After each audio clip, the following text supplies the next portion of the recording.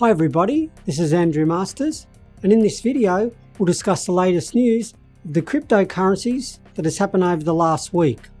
In particular, we'll discuss the news of Libra and the reactions of regulators to the launch of the cryptocurrency from Facebook. Tether will also feature in this presentation. This week, Libra was in the spotlight, and the Facebook project has not only drawn the attention of US regulators, but the entire financial ecosystem, who feel they are becoming direct competitors, and it's only natural that they need to win over Washington's lawmakers to succeed. But since the plan was unveiled, critics have lined up to voice skepticism, including US President Donald Trump. At the last hearing on Libra, Democrat Mr. Brown told a hearing we'd be crazy to give them a chance and let them experiment with people's bank accounts. He thought it was delusional to think that individuals would trust a social media company with their hard-earned money. Mr. Marcus relieved concerns, but to no avail. All of the hearings this week are broadly focusing on whether the tech giants have too much power over the competitors, freedom of speech, and maybe, in a future, the global banking system as a whole. One warning put forward by Facebook's Mr. Marcus, and one we're likely to hear repeated often, is that if these Silicon Valley giants aren't allowed to be innovative, others will, and countries such as China, where tech companies are said to be eyeing their own cryptocurrency projects. So Facebook and its Silicon Valley peers may not be held in high regard in Washington at the moment, but it could be the lesser of two evils. Investors were reminded this weekend that the market infrastructure for trading cryptocurrencies is still under construction.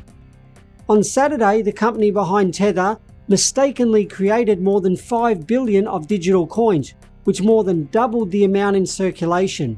The sudden flood spooked the market and drove the price down of Bitcoin, the most actively traded cryptocurrency, by 12%. Tether is designed to operate digitally like Bitcoin, but it isn't pegged to the dollar, so the price doesn't fluctuate wildly, and there's about 3.9 billion of Tether in circulation, while about 60% of all Bitcoin trades is done with Tether. The error shows how easy it is to disturb the cryptocurrency market more than a decade after Bitcoin's birth. It's the latest black mark for Tether Limited, and the company that issues Tether, and in April, the New York Attorney General said the company used Tether's dollar reserves to cover up $850 million in missing funds. Saturday's problem came about because the cryptocurrency exchange Poloniex needed to move 50 million of Tether from a blockchain network called Omni to another called Tron. The Tether employee who processed the order accidentally created and sent to Poloniex 5 billion in new Tether instead of 50 million, and a 3.9 billion market suddenly jumped to $8.9 billion. And the Tether Chief Technical Officer, Paolo Adonio, tweeted that the mistake was due to an issue with the token decimals.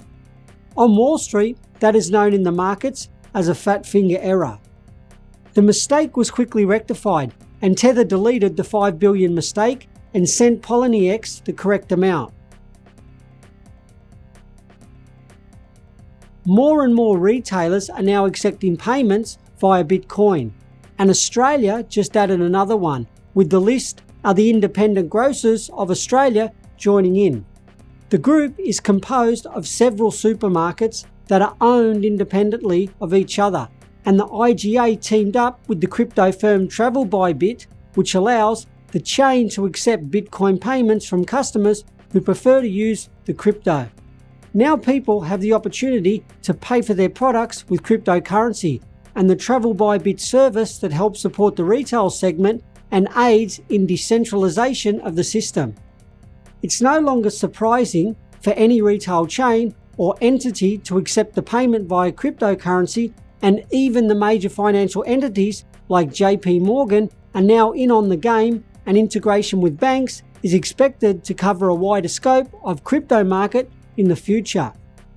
This is the news from the crypto market this week. Subscribe to our channel and to keep up to date on events moving the market. That's all from me. and I'll see you in a week.